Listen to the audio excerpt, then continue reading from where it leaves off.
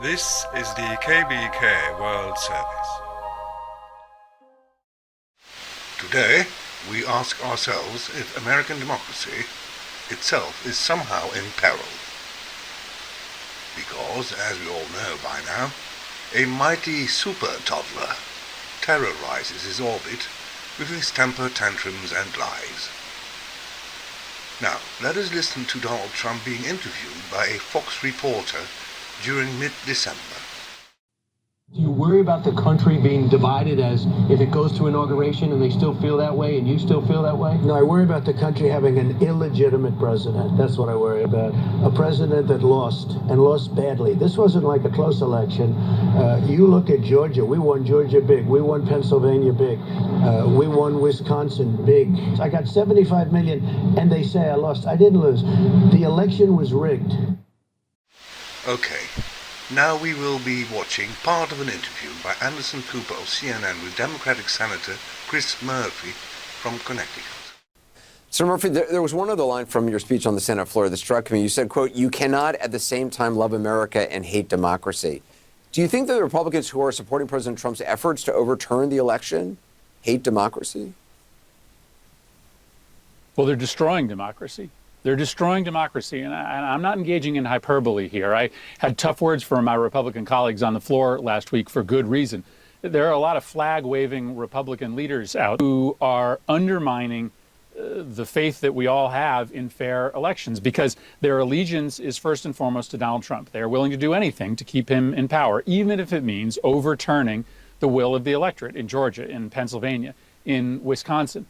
And while this election in the end really wasn't close enough for them to steal while maintaining a straight face, if this is the tactic that they will employ, if they are willing to just overturn an election result because if a Democrat won, well, it must be because of fraud, even if we can't find it, well, then there will be a close enough election in 2022, maybe an election that decides control of the Senate. There will be an election in 2024, maybe the presidency itself that will be overturned by Republican election officials that have been told by their leaders that there's fraud even if you can't find it. And that is how democracy dies. That is how we all walk away from this experiment, because if it's not the voters that decide who controls the Senate, if it's Republican election officials, then I'm not sure we can all stay in this project together. So, yeah, I think this is really serious. And Ron Johnson and his ilk, who fuel these conspiracy theories, who undermine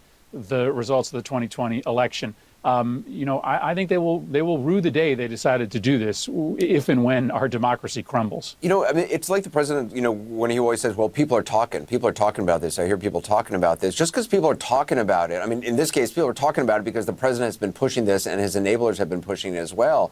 But just because people have the wrong idea about something and have been given misinformation, I mean, isn't it the job of leaders to stand up? I mean, I'm not talking about the president because that's not going to happen.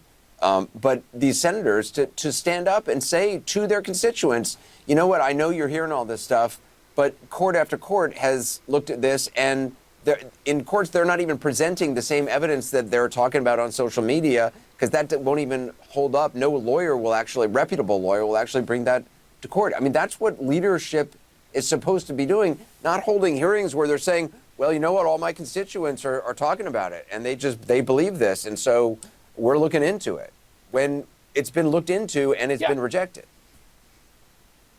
Yeah, I mean, listen, Josh Hawley's right. There are regular patriotic Americans out there who don't believe that Joe Biden is actually president. And you know why? Because as patriotic Americans, they've been told to listen to the president of the United States, to listen to U.S. senators. And so when the president and U.S. senators tell them over and over and over again that the election was rigged, they believe it, not because they're crazy, but because they have faith that people in positions of power are going to tell them the truth. So this becomes this circular logic in which Republicans say, well, we got to talk about this because everybody thinks that the election is rigged. By the way, the election was rigged, everybody. There's no way out of that sort of black whole downward spiral if Republicans are willing to stir up the conspiracy theories and then claim that because people are listening to them, we all of a sudden have to talk about it. And by the way, this also kind of serves some other Republican ends. Republicans want to undermine government in general. They really don't believe the government can solve any problems. And so by undermining elections and making people believe that everybody that gets elected is illegitimate, it makes it really hard for government to do anything good for people. Well, the senator elaborates some more hereafter. He observes a tendency to devalue democracy in the West. The complete audio recording can be listened to at www.arnaudracing.art/provoqio/DEFCON. Have a jolly nice day, and Merry Christmas and all that. This was Arnaud from the Netherlands. Right, mate. Have a nice day.